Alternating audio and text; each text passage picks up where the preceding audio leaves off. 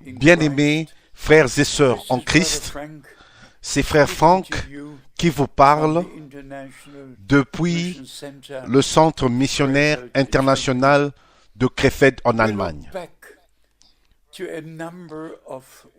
Nous regardons en arrière à un certain nombre de réunions, que ce soit à la fin du mois de décembre ou au début de janvier.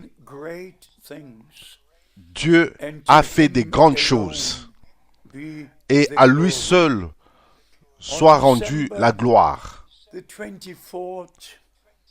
Le 24 décembre, nous nous sommes rappelés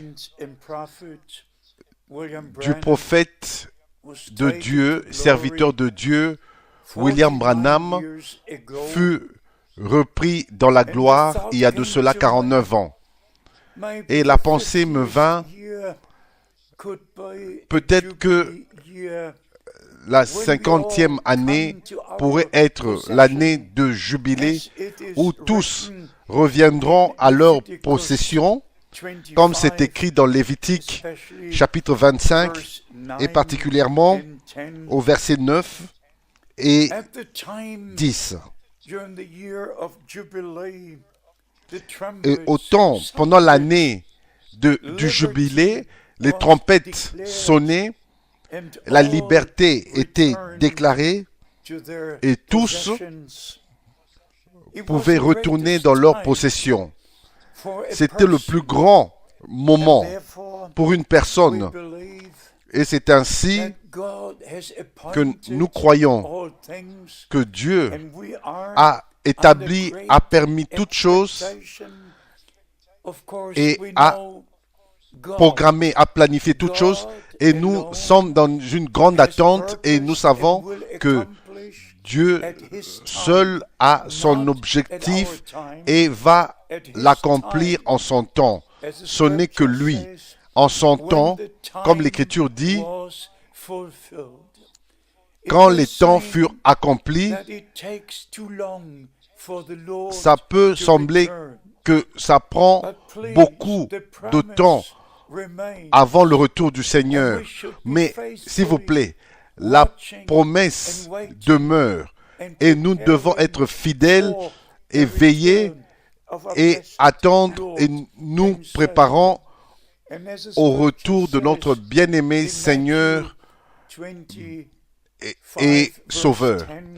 Comme c'est écrit dans Matthieu chapitre 25, verset 10, celles qui furent prêtes entrèrent dans la salle des noces et la porte fut fermée. Ainsi, le message de l'heure qui précède la seconde venue de Christ a le plus grand objectif de tous les temps pour appeler l'épouse à sortir et préparer les vrais élus pour le retour de notre Seigneur et Sauveur. Et en rapport avec Lévitique, chapitre 25, nous lisons dans Luc, chapitre 4, notre Seigneur a ouvert les Écritures et a lu d'Ésaïe, chapitre 61, et ici, dans Luc, chapitre 4, à partir du verset 18, il est écrit « L'Esprit du Seigneur est sur moi ». Tous savent, tous connaissent cette écriture. Et au verset 19, pour proclamer aux captifs la délivrance, que ceci soit l'année que le Seigneur a faite pour chacun de nous. Nous nous attendons à voir la restauration. Nous nous attendons à voir le Seigneur manifester sa puissance parmi nous. Et au verset 21, nous lisons « Alors il commença à leur dire « Aujourd'hui, cette parole de l'Écriture que vous venez d'entendre est accomplie. » est bien sûr devant vos yeux. Mes bien-aimés frères et sœurs, j'attends de voir la réalité, l'accomplissement de la restauration totale de toutes choses. La parole a été restaurée et restaurée. Et plusieurs fois j'ai dit, jamais auparavant, tout le conseil de Dieu a été révélé comme c'est dans notre temps. Et nous comprenons tous, la parole vient au prophète. Et William Branham était un prophète promis. Selon Malachie, chapitre 4, est confirmé par notre Seigneur dans Matthieu, chapitre 17, verset 11, et aussi dans Marc, chapitre 9, verset 12. Pour nous, cela veut dire vraiment beaucoup de choses, de connaître le plan du salut et de prendre part à ce que Dieu est en train de faire maintenant. Cela a une grande signification pour nous. Mais mes bien-aimés, si vous regardez dans le monde et particulièrement au Moyen-Orient, au Proche-Orient, la situation, bien-aimés, le temps est proche. Le retour de notre Seigneur est imminent. Et encore, ceux qui attendent sa venue, son retour, vous devez lire Hébreux chapitre 9 au dernier verset. Vous devez lire ces écritures qui parlent directement de la seconde venue de Christ et de ce qui va s'accomplir à son retour, lors de son retour. Et aussi dans 2 Timothée chapitre 4, verset 8. C'est vraiment merveilleux d'avoir l'orientation des Écritures et non ce que vous dites ou ce que je dis, mais ce que Dieu dit dans sa parole. Ça, c'est ce qui compte. Et c'est ainsi que nous devons mettre l'accent sur les Saintes Écritures et particulièrement dans 2 Timothée chapitre 4 où l'apôtre Paul dit à son compagnon de prêcher la parole et adjure à son compagnon de prêcher la parole de Dieu. Et c'est le temps de Dieu pour prêcher la parole de Dieu. Et mes bien-aimés, dans le même chapitre, nous lisons aussi au sujet de ceux qui présentent leurs propres enseignements. Mais Dieu nous a ramenés dans sa parole et à lui-même. Et c'est ainsi que nous apprécions le ministère de Frère Branham. Nous l'apprécions tellement. S'il vous plaît, comprenez. Je parle en tant qu'un témoin oculaire.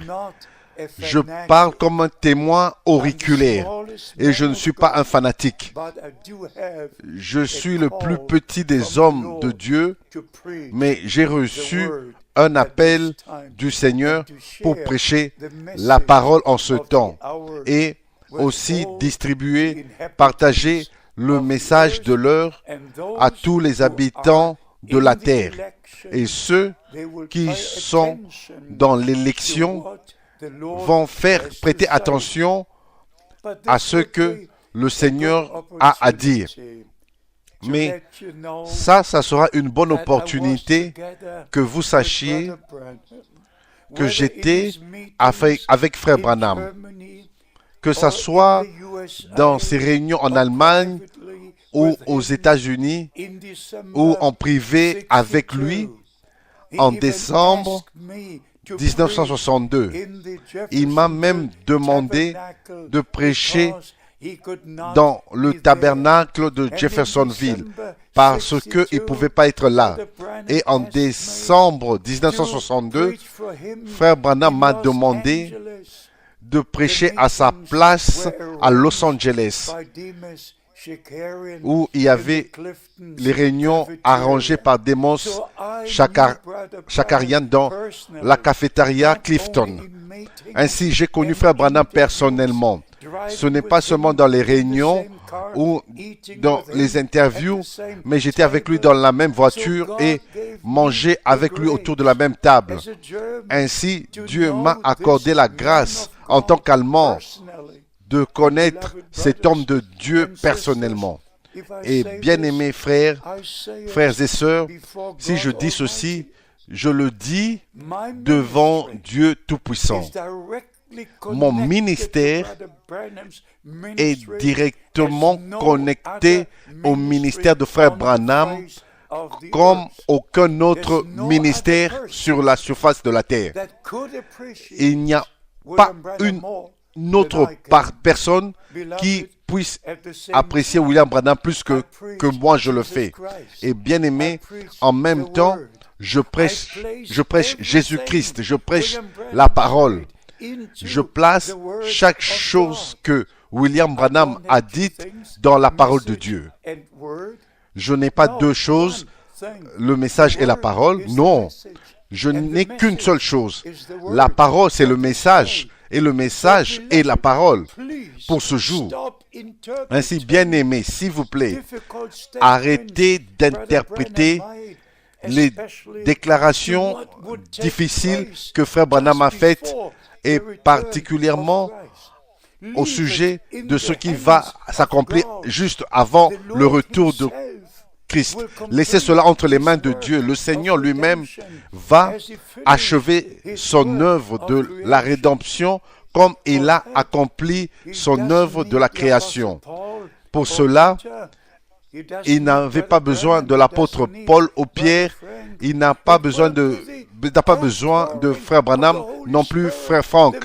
Ça sera l'effusion du Saint-Esprit, la manifestation de la puissance de Dieu, et ainsi les fils et les filles de Dieu seront manifestés. Ce ne sera pas que des paroles, mais ça sera la réalité.